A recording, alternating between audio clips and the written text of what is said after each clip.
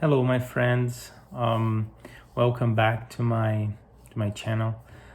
So today I want to reflect with you about that relationship between or about whether or not these virtues that we were discussing in the past couple of videos and perhaps even attributes are dynamic or static. Um, so, as we were reflecting last time, we did arrive in the conclusion that virtues gotta be dynamic, right? Why? Again, because as human being, we evolve, our conscience evolve, our understanding of what virtues are evolve, and therefore, if there is a progression in our understanding of virtues, despite that moral conduct being perfect by creation, again, assuming that God itself is perfect, then we gotta conclude that yes, that we develop those virtues.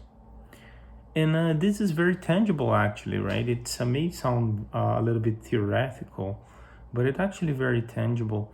Because if you think, even in and this reflection came from a context of we as human being walking in this journey here on Earth, from 5,000 years ago, 3,000, 2,000, and to today, right? And then if we look at what was for example, love in action back then and what is a love in action right now, there's definitely an evolution. But if we really think within our existence, within this life, we look at, for example, how we thought about love when we were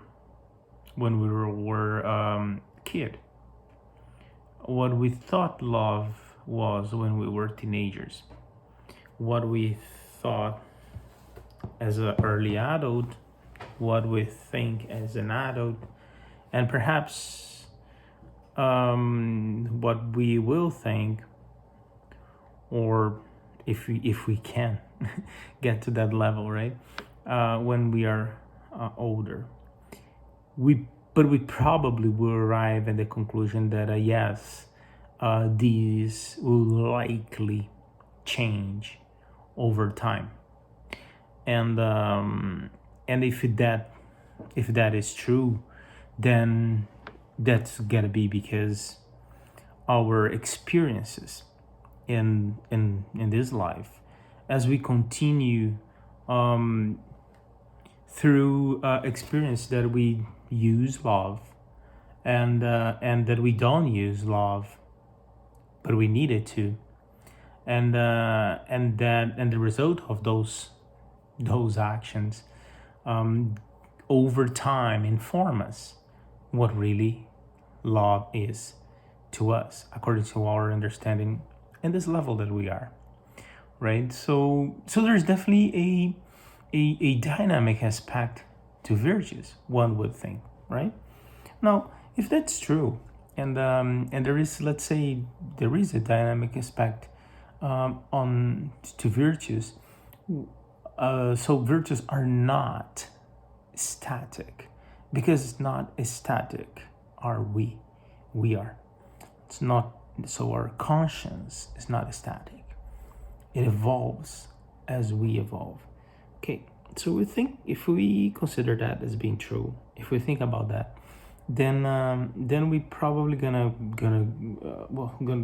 one question that comes to mind is that okay, so if there is a dynamic aspect to virtues, aren't we better off actually doing an active effort to understand them, to work on them, to develop them?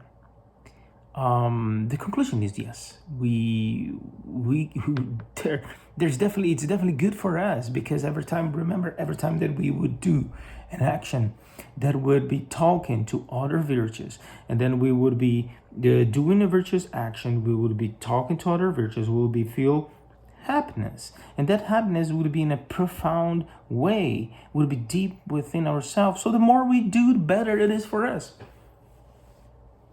Wouldn't that be an invitation from God for us to develop, to exactly research, investigate these virtues within ourselves? Perhaps one would think this way. And okay, so great reflection, good impact in our day to day, good impact in our life right here, right now. Now, how about attributes? Last video we'll talk a little bit about attributes, and if God has attributes, wouldn't we have a set of related, if one wants to call it related attribute as well? Just yeah. Perhaps a lack of a better way of calling it. I don't know, but let's call it for now attribute, our attributes. So if that's true, so for example, then we would think, let's think about those attributes. Let's also, okay, so we discussed last time, God is sovereignly good and just. So if God is sovereignly good and just, then one could think that if we do have similar, if we are created in semblance of God, we may have those a related attribute. Of course, not exactly the same. Otherwise, I will be suggesting that we are God, which is, I'm not quite suggesting that. I'm not quite reflecting, or my reflection doesn't quite go this way. But let's assume for an instance that there is a relationship in there.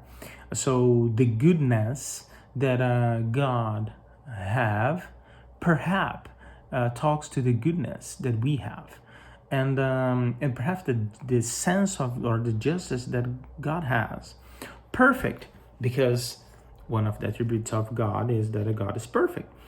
So then talks to another attribute in us being justice, the attribute of justice, the sense of justice, which is interesting. So then omnipresent would perhaps be the presence. Omnipotent could be the potence, the power within ourselves. The power to what? To transform ourselves, to enlighten ourselves, to become a better person, become a better version of who we are. So yes, so then we probably, if we start thinking, so there's just one God, maybe that's the unique aspect of ourselves, of the individual, right? And so yeah, so maybe that's right, maybe that's true, maybe there are, from the attributes that we can think of as being the attributes of God, there are all of them, maybe there is a linkage, or at least the ones that we can think, there's a link with something within ourselves, right? So other possible attributes that we would have, maybe the free will, or and the free will is interesting, right? Because we would have a free will, but we also have another, what would be, in my mind, a virtue, the discernment. What would be the discernment? The discernment perhaps is the ability of using well our free will, which is, so do you see the difference? So one would be the attribute, the other would be the virtue. Now, what I find very interesting, that reflection, is that if that's true, would the attributes in ourselves also be dynamic, or could it be static? Well, if you think that we are, as a being, we are evolving now, not only our conscious, but ourselves, our being, uh, who we are in essence, then again we gotta think that yeah, there is a dynamic aspect to it, right? Otherwise, we will be static. And if we look at back in the lens of the thousands of years, we're probably gonna see that our ability as a being, as a human being, to use our free will, it's different now than it was in the past. Our sense of goodness is different, of justice is very different. So there gotta be our power of changing ourselves, of becoming a better person, even within one existence, maybe. So we gotta arrive in the conclusion that it is dynamic as well. And if it is dynamic as well, then the same reflection would apply, wouldn't it? That we are invited, perhaps, to develop those virtues, to amplify who we are. Or, in other words, perhaps, to become closer to God itself. Now, the dynamic aspect of it, if that's true, and if the virtues that we are invited are dynamic, if we are invited to develop them, and so the attributes as well, then well, then that's something that we should do right here, right now. Right? That's something that we should do right here, right now. It's an invitation. But how we do it? So how are we going to answer this invitation from God? If it is an active movement, one would think that it gotta be an action, right?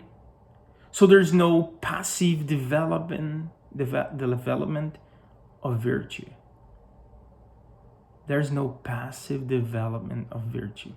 This is another profound reflection, isn't it?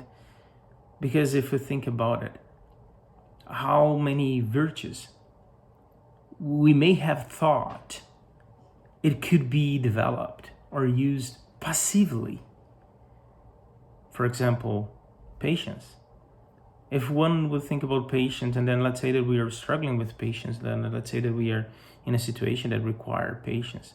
And so the whole idea of, okay, I just gonna do nothing and wait, and the situation gonna pass, and that's my patience. Is that really? Again, it goes down, it boils down to that investigation through our conscience, really, right? And to that verification whether or not that there's a conflict within us after we do the action, or if I feel in peace. But that's a good reflection, right? Because sometimes we do not do any action, but we are in active movement of developing patience. Sometimes we do actions, but we are in passive movement of developing, which is not developing really patience. So, is that true? Is that true that developing virtues, which is an active force in itself, it's only possible through an active movement, through a conscious, active movement of seeking to develop that virtue, investigating them, seeing how we react, and acting again when the opportunity arises. I don't know. Let me know what you think. Feel free to leave your comment and below. I would love to hear your thoughts. Yeah, does that make sense to you? So perhaps next time we can talk a little bit about life and the purpose of life. Yeah. So yeah, I hope you like it. Again, I would appreciate to hear what your thoughts are, and I'll see you next time. Bye.